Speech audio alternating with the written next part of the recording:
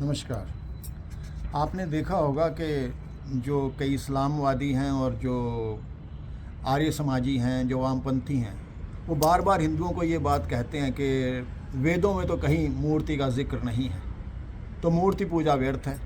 इस बात को बार बार जोर दे के कहते हैं, मूर्ति पूजा का खंडन करते हैं। ये सही है कि वेदों में मूर्ति पूजा का इस तरह से जिक्र नहीं है जैसा आज कही जाती है। लेकिन आप सोचिए, वेदों में, महाभारत में, रामायण में, पुराणों में ईश्वरीय स्वरूपों का स्पष्ट चित्रण है, स्पष्ट चित्रांकन है, स्पष्ट बताया गया है कि इस तरह के स्वरूप हैं भगवान के, भगवान शिव के, रुद्र के, माँ सरस्वती के, भगवान विष्णु के, श्री रामचंद्र जी के, श्री कृष्ण के स्वरूप का वर्णन है, रंग तक का वर्णन है।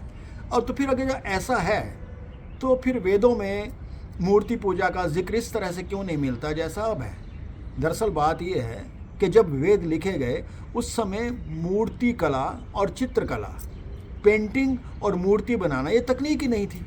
जैसे ये तकनीक विकसित हुई उसी समय ही ऋषि मुनियों ने या दूसरे चित्रकारों ने उस स्वरूप के अनुसार उन मूर्तियों को बना करके उन स्वरूपों को जो वेदों में या पुराणों में या महाभारत में लिखे गए हैं मूर्ति रूप में साकार कर दिया।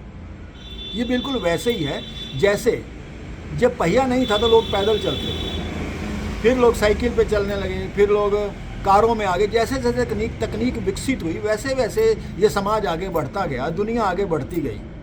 सच्चाई ये है कि आदमी का दिमाग निरंतर परिष्कृत हो रहा है और उन्नति कर रहा है। व्यक्ति का दिमाग आज वैसा नहीं है जैसा आज से 1000 साल पहले था। उसने हर काम में प्रगति की है, सोच में, विचारों में, जीने के तरीके में।